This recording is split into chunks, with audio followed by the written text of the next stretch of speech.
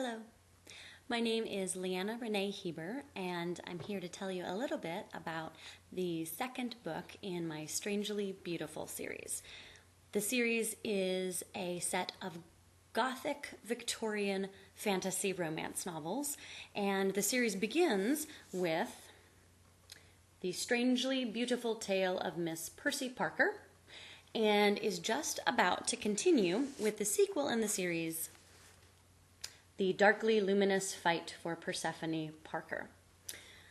Now, in these books, they follow a group of average Victorian citizens called the Guard, who are far from average because they're actually Ghostbusters. In book one, we follow our heroine, Miss Percy Parker, who is white as a ghost, who can see ghosts, and who can speak to ghosts. And she's not quite sure what fate has in store for her. Well, fate needs to have her be a Ghostbuster. So she joins the Guard at the end of book one. So now Percy is a member of the Guard. When she joined them, and when she vanquished a lot of foes in the Whisper World side, this caused some problems.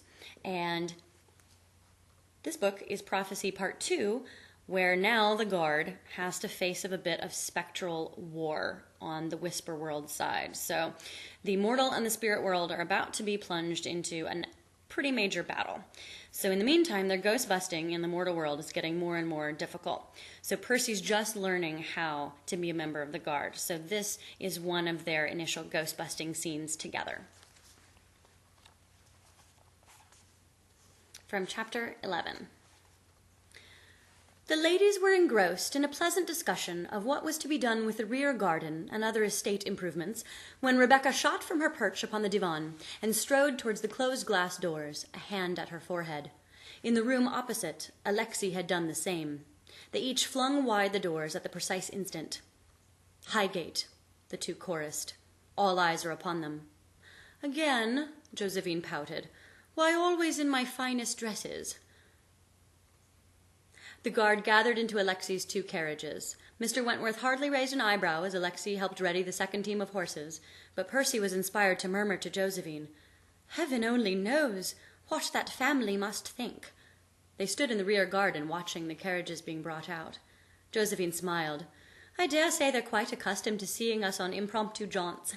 Elijah now and then tickles their minds. They don't ask too many questions. They know we're out of the ordinary.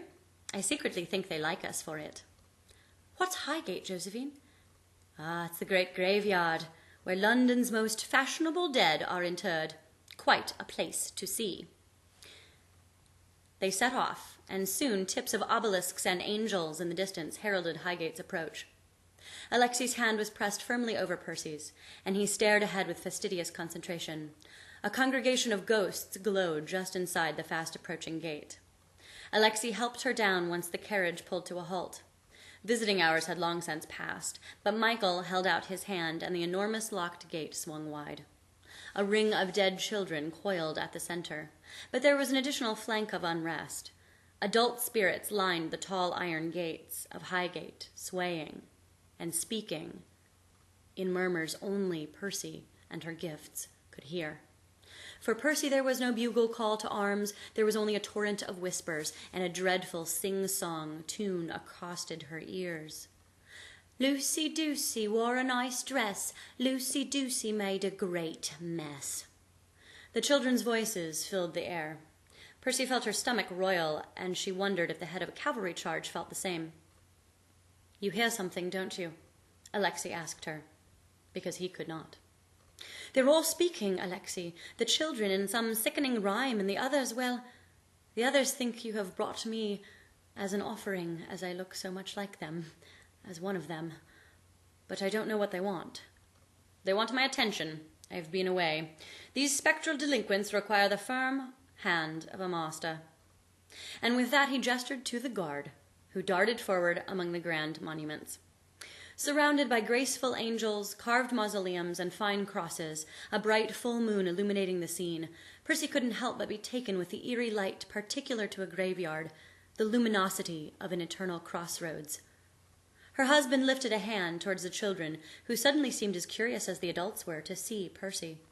Tendrils of blue flame, his particular power, snaked forth like ivy from his palm, and he became the great conductor of light.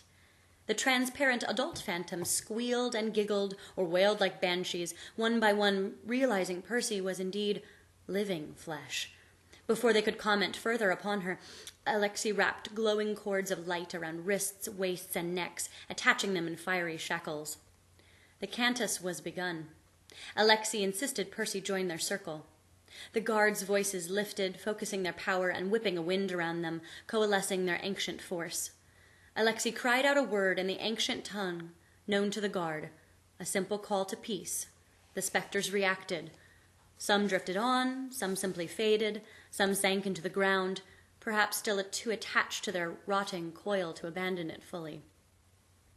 The hovering children watched the adult spirits around them fade and pout, their fun cut short.